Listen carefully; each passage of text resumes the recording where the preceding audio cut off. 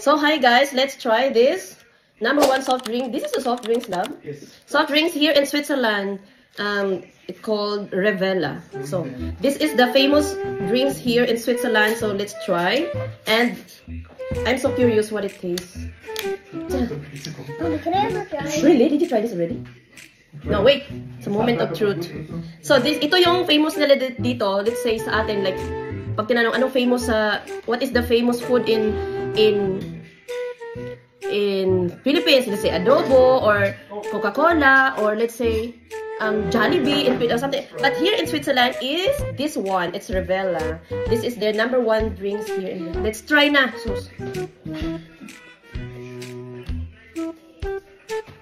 Why it tastes like weird? Let me try.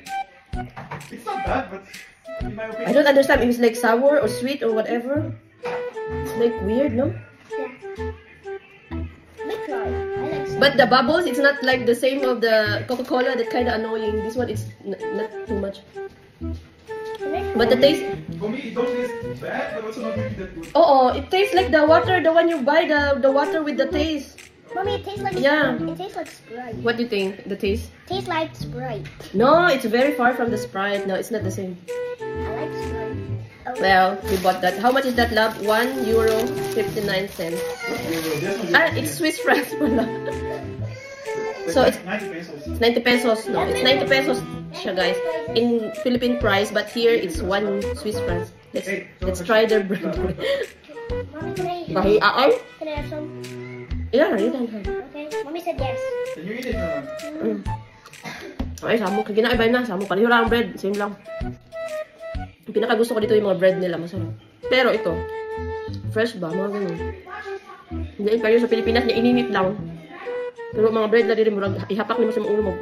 Magbabungkag yung ulo kasi sa bread nila. Pero soft yung gitna. Ang fresh. Bongga. Wala siya normal. Why special? Nothing special. Diba that is like normal, nothing special. Maybe because the Swiss, they don't like much, like too much sugar.